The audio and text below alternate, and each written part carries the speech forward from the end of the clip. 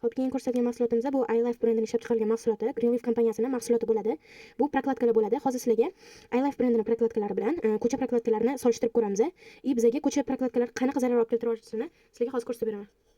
Xo'p, mana iLife prokladkasini olamiz. Ochishinglar bilan qaranglar, e'tibor bersanglar, usti shunaqa qoplangan, juda ham yaxshi qoplangan paketlar bilan bunaqa qilib yopishtiradigan joylargacha bor. Xo'p, endi bu ko'cha prokladkasi brendini ham ko'rsatib beraman. Hech qanaqa yomon joyi yo'q, chunki bular o'zgartirishligi kerak. Mana shunda ochishinglar bilan shunda kutib turgan bo'ladi. Mana prokladka qaranglar.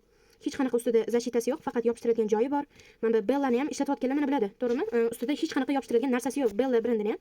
Mana lekin Kotexlarda bor. Ustida yopishtiradigan qatlamlar, lekin bunda hech qanaqa zashita yo'q. Ustiga chang tushganmi bilmaysizlar. Ishlatib yuborasizlar. Buni zarar juda ham katta. Arzon narsa tutaman deb katta kasallik olib keltirib olishinglar mumkin shunaqa prokladka tutib. Hop, endi mana iLife prokladkasini ochaman. Bu iLife prokladkasi. Ustidan zashitalarni olib tashladim. Bu ko'chaniki. Hech qanaqa olib tashalgan narsa yo'q, faqat shu yopishtirilgan joyi. Bo'ldi. Mana bu orqasida ham bor. Bunisi уже kerak yo'q. Hozirga solishtirib beraman ko'chaniki bilan iLife'kini. Eslatib o'taman, bu iLife'ki, bu ko'chaniki. Qaranglar. Xo'p, mana suv. Endi qaranglar. iLife prokladkasiga suv to'kvaman. Hech qanaqa ayab to'kayotganim yo'q.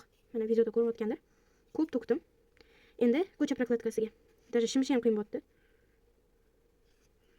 Bunga ham xuddi shunaqa to'kdim. Xuddi shunaqa miqdorda bunga ham to'kdim. Xo'p. Endi bu bambuk salfetkalari.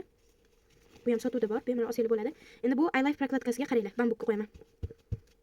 Mana. Qani, hech qanaqa ho'l bo'lgani yo'q qizlar, mana. Yo'masa hozir namligi mana ho'lligi bilinib turardi. Umuman ho'l bo'lmadi, mana. Bosib olmadim. Mana urdim ham, hech qanaqa ho'l bo'lmadi. Video uzilmasdan olinyapti, iminni bu joyi uzilmasdan olinyapti, qaranglar. Endi ko'cha prokladkasi.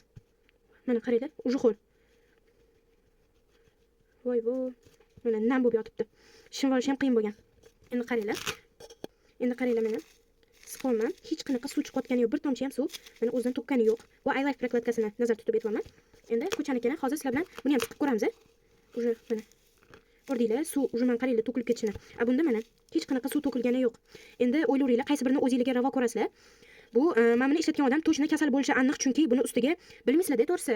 Chang bo'lganmi ustida, changni shunda ishlatib yuborsanglar, juda yomon bo'ladi. Katta kasallik olib kirib olasizlar. Undan ko'ra iLife prokladkasini ishlatganinglar yaxshi. Narxi ham umuman unaqa qimmat emas. Ko'chada sotib oladigan narxlardagi. Bemalol zakazinglar, lichka yozsanglar bo'ladi.